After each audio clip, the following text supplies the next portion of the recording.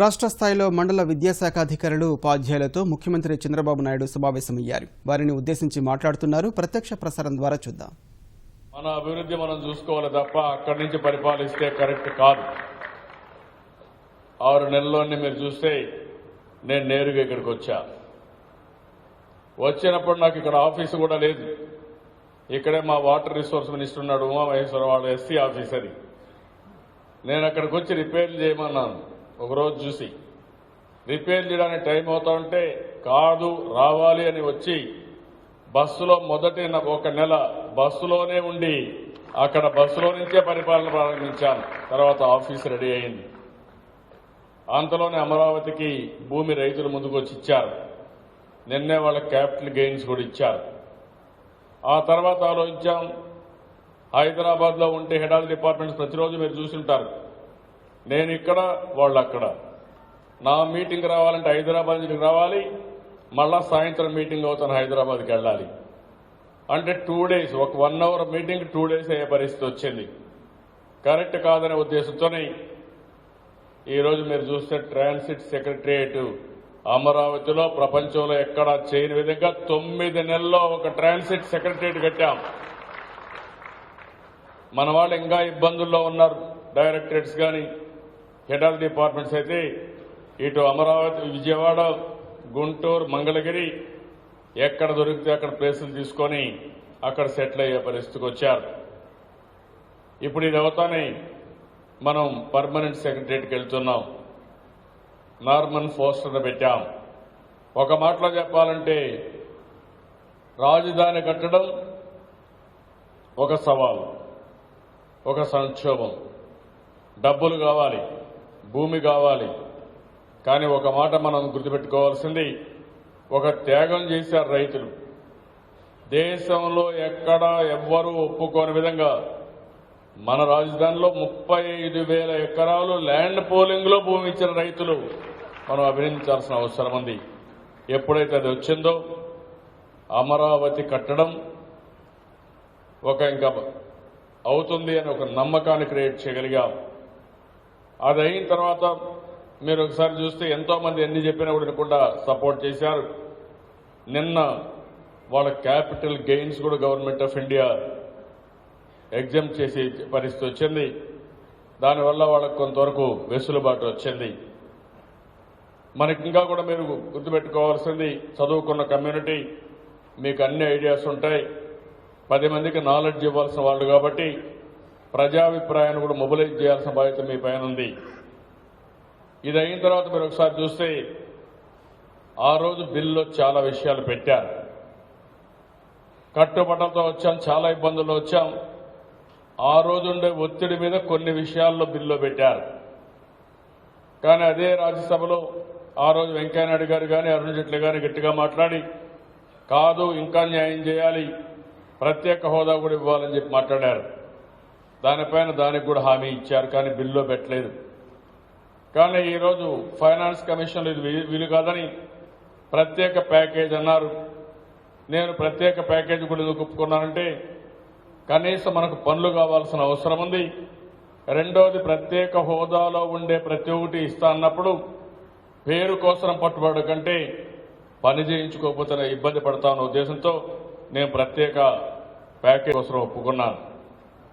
ఇప్పుడు అది ఒప్పుకున్న తర్వాత పోలవరం ప్రాజెక్టు మనకు జీవనాడి. ఆంధ్రప్రదేశ్ బాగుపడాలంటే పోలవరం ప్రాజెక్టు పూర్తయితే రాష్ట్రంలో కరువు అనే మాట రాదు. సౌత్ ఇండియా మొత్తం నీటి కొరత ఉంది.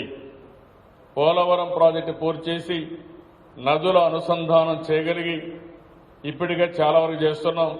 పట్టసీమ 1 సంవత్సరంలో పూర్తి చేసిన ఘనత భారతదేశంలో ఏదైనా ప్రభుత్వం ఉందంటే అది తెలుగుదేశం ప్రభుత్వం. ఇక్కడ ఎక్కడా పూర్తి చేయలేకపోయారు, మాటల్లోనే నిలిచిపోయినాయి.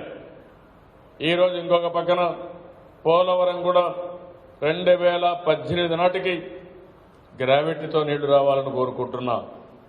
2019కి ప్రాజెక్టు పూర్తి కావాలని దగ్గర ఒక ల్యాండ్ అక్విజిషన్కే కొత్త చట్ట ప్రకారం 26 నుంచి 27 వేల కోట్లు అవుతుంది. మళ్లీ ప్రాజెక్టు ఖర్చు అవుతుంది. దీన్ని నేషనల్ ప్రాజెక్టుగా 100% ఇస్తామన్నారు. ఇంకో పక్కన మీరు ఒకసారి ఆలోచిస్తే 100% ఇవ్వడమే కాకుండా నబార్డు ద్వారా లైన్ ఆఫ్ క్రెడిట్ పెట్టారు. మొన్నే 1981 కోట్ల రూపాయలు తీసుకొచ్చాం. దానివల్ల పనులు స్మూత్నైనాయి. అన్ని ఏజెన్సీలు పెట్టాం. ఎందుకు నేను మీకు ఇవన్నీ, ఇంకొక పక్క విశాఖపట్నం రైల్వే జోన్ ఇవ్వాలి, ఇంకా కొన్ని విషయాలు కూడా మనం గవర్నమెంట్ ఆఫ్ ఇండియాతో ఎప్పటికప్పుడు మాట్లాడుతున్నాం. ఇక్కడ నేను మిమ్మల్ని కోరేది ఏంటంటే, ఇది ఒక క్లిష్టమైన సమయం. నేను ఒకటే టీచర్స్కి అందరికీ విజ్ఞప్తి చేస్తున్నా, నేను మీకు అండగా ఉంటాను. ఇప్పుడే కాదు, నేను ఈరోజు ఒకే హామీ ఇస్తున్నా, మీకు ఏది ఇబ్బంది లేకుండా చేసే బాధ్యత నాది. రాష్ట్రాన్ని ఒక నాలెడ్జ్ స్టేట్గా, ఒక విజ్ఞాన కేంద్రంగా, ఒక ఎడ్యుకేషన్ హబ్గా తయారు చేసే బాధ్యత మీరు తీసుకోండి. సమస్యలైతే ఇప్పటికే చాలా వరకు కొన్ని పరిష్కారం చేశాం. కాంట్రాక్ట్ లెక్చరర్స్ ఉన్నారు, లేకుంటే స్పెషల్ టీచర్స్ ఉన్నారు. నేను 1-2 సమస్యలు ఇక్కడ చెప్తే ఇంకా కొన్ని మున్సిపాలిటీలో సమస్యలు ఉన్నాయి. నేను అన్ని ఒకే విషయం ఆలోచిస్తున్నా.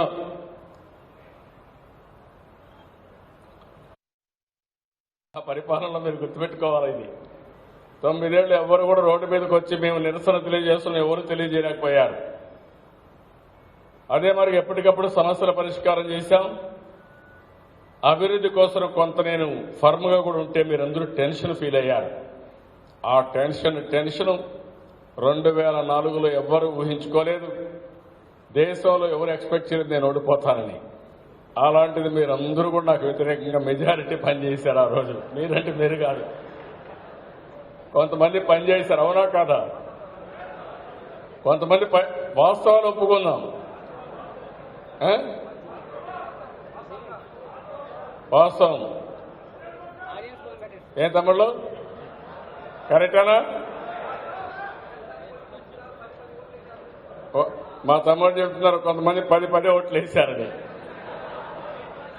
ఇప్పుడు ఓట్లు వేయలేరు, కానీ ఇప్పుడంతా ఇది కూడా 1000 ముద్రలు వచ్చేసినాయి. ఇప్పుడు కష్టంగానే అయినా కూడా కొంచెం ఆ రోజు చేశారు. అందుకే ఈసారి నేను వచ్చిన తర్వాత అందరినీ కలుపుకుంటూ అభివృద్ధి కోసం ముందుకు పోతున్నాను. ఇన్స్పిరేషన్లో తీసుకుపోవాలని. బెదిరిస్తే తొందరగా అయిపోతాయి భయపడి, కానీ శాశ్వతం కాదు.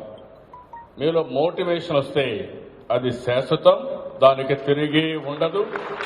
అలాంటి స్ఫూర్తిదాయకమైన పరిపాలన ఇవ్వాలనే ఉద్దేశంతోనే ఈసారి నేను ఒక పద్ధతి ప్రకారం తీసుకెళ్లాను. మొన్న మీరు చూశారు, ఎలక్ట్రిసిటీలో మనమే number 1 in the country. 22 million యూనిట్లు కరెంటు కొరతుంటే 2 నెలల్లో 3 నెలల్లో కరెంటు కొరత అధిగమించాం. ఈరోజు మీరు చూస్తే మిగులు కరెంటుకు వచ్చాం. రాబోయే రోజుల్లో ఇంక శాశ్వతంగా మిగులు కరెంటు ఉంటేనే మనకు ఆ బాధ లేదు. కరెంటు ఎంత కావాలని ఇవ్వడానికి ఏమాత్రం సమస్య లేదు.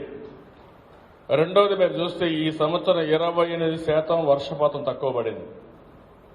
కానీ అగ్రికల్చర్లో 24.5% గ్రోత్ వచ్చింది. ఇది చరిత్ర, ఎక్కడా రాని విధంగా మనం సాధించగలిగాం. ఇంకొక పక్కన మీరు చూస్తే పోయిన సంవత్సరం దేశంలో డబుల్ డిజిట్ గ్రోత్ వచ్చింది ఓన్లీ ఆంధ్రప్రదేశ్. 10.99% వచ్చి మన తర్వాత వచ్చేది సింగిల్ డిజిట్. ఆల్ ఇండియా 7.56% వచ్చింది. ఈ సంవత్సరం ఫస్ట్ హాఫ్ ఇయర్లీలో గవర్నమెంట్ ఆఫ్ ఇండియా 7.2% వస్తే వర్షం తక్కువైన 12.23% గ్రోత్ రేట్ వచ్చిన రాష్ట్రం ఆంధ్రప్రదేశ్ రాష్ట్రం. నరేగా కన్వర్జెన్స్ తీసుకొచ్చాం. డబ్బులు కూడా చాలా ఇబ్బంది ఉంటే టెక్నాలజీ ఉపయోగించాం. నేను వస్తానే ఉపయోగించిన టెక్నాలజీని పర్ఫెక్ట్గా ఉపయోగించాం. రేషన్లో కానీ పెన్షన్లో కానీ పర్ఫెక్ట్గా టెక్నాలజీ ఉపయోగించి మంచి ఫలితాలు వచ్చాయి. ఇక్కడ ఇంకొక పక్కన మీరు ఆలోచిస్తే ఈరోజు టెక్నాలజీని ఎంత బాగా తీసుకుపోతున్నాం అంటే ఇంటర్నెట్ ఆఫ్ థింగ్స్ వచ్చాయి. మీకు టీచర్స్ కదరికి చాలా సులభం, ఇవన్నీ వచ్చేస్తాయి. ఎందుకు నేను వాడుతున్నానంటే ఆడుతూ పాడుతూ పనిచేసుకున్న రోజులు ఇవన్నీ. టెన్షన్ ఎవ్వరికి ఉండాల్సిన అవసరం లేదు. పరిశుభ్రమైన వాతావరణం పెట్టుకుందాం. స్కూల్స్ అన్ని కూడా నీట్గా తయారు చేద్దాం. పిల్లల్ని బాగా మోటివేట్ చేద్దాం. ఇంటర్నెట్ వచ్చింది, ఎడ్యుకేషన్ అంతా కూడా ఇప్పుడు బాగా ఇదైపోయినాయి. రాబోయే సంవత్సరం లోపల నేను గ్యారంటీ ఇస్తున్నా, ప్రతి ఒక్క స్కూల్లో ఫైబర్ గ్రిడ్ కనెక్ట్ చేసి ప్రతి ఒక్క స్కూల్లో డిజిటల్ క్లాస్ రూమ్స్ ఎస్టాబ్లిష్ చేసేస్తాం. ఒకసారి డిజిటల్ క్లాస్ రూమ్ వస్తే మీరు చెప్పడం కూడా ఈజీ అయిపోతుంది. విజువల్ గా చూస్తున్నారు పిల్లలు. ఒకసారి విజువల్ గా చూస్తే పిల్లలపైన ఉండే ప్రభావం చాలా ఈజీగా ఉంటుంది. దానిపైన మీరు ఎక్స్ప్లెయిన్ చేసినా చాలా ఈజీగా గ్రాస్పింగ్ వస్తుంది. ఇలాంటివి చాలా మార్పులు వచ్చేసాయి. నేను ట్రూ స్పిరిట్ లో ఈరోజు మీరు చూస్తే టెక్నాలజీని, ఇంటర్నెట్ ఆఫ్ థింగ్స్ ను వాడుతున్నా. బయోమెట్రిక్స్, రాష్ట్రంలో ఉండే బల్బులన్నీ సెన్సార్ బేస్డ్ పెట్టేశాం, ఎల్ఈడి బల్బులు పెట్టి. నేను టీచర్స్ ఉన్నారు కాబట్టి మిమ్మల్ని అందరూ ఒకటి రిక్వెస్ట్ చేస్తున్నా, మామూలు పద్ధతిలో చేస్తే రిజల్ట్స్ రావు, వస్తాయి, మామూలుగా వస్తాయి. వినూత్నంగా ఆలోచిస్తే వినూత్న ఆలోచనతో రిజల్ట్స్ వస్తాయి. టీచర్స్ కాబట్టి ఆ ప్రేరణ మీరు ఇవ్వాలి. ఒక ఎగ్జాంపుల్ చెప్తున్నా మీకు అందరికీ.